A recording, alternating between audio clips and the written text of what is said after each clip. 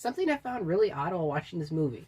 This film takes place on Finnish Independence Day and it released very, very close to Independence Day here in America. Just an observation.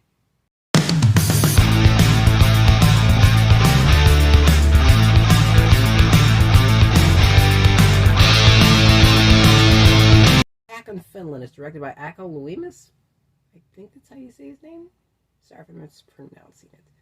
This movie tells the story of Finnish Independence Day, and on this time, the entire group of government officials, basically everyone important, is taken hostage by a group of terrorists. So a very special agent, who's very good at his job, decides that he will stop these terrorists, free everyone, and end this and bring all the villains to justice. This movie is at heart an action movie that is, to me anyway, falling a little bit short of where it needed to be to really, really get up there as what its potential could have been. This movie is packed full of really good looking sequences, well shot action, and a good sense of how to create suspense. But despite all that, I think the film is lacking still in certain areas. For instance, characters in here do feel a bit like little cardboard cutouts of other action heroes. I think there's elements of other better films in here, not necessarily on purpose, but just because they're in there. And the film does feel a little uninspired. The plot I thought was really good when I first heard of it. The trailer did intrigue me that I wanted to see what was going to happen with this movie. Unfortunately, it doesn't quite deliver everything that it promised. But that's not to say everything in this movie is bad, though. Jasper Palkinen, again, I'm not sure if I'm saying the name right, but he's the lead actor in here, and I think he does a phenomenal job with everything. The action, his performance is very, very good. I think he adds a lot of layers to a character that, if handled by someone else, may not have been as good. He does a very good job with that. The villain feels serviceable, though, and there's nothing too commanding of a presence about him or threatening. He's a decent enough villain, but I think that's the biggest problem with this movie, is pretty much the entire film is decent enough. And I think with the premise it had, and with what it could have been, this film should be higher than that and even better than that. Not just an average watch that, kind of is gone and I'll forget in a short while.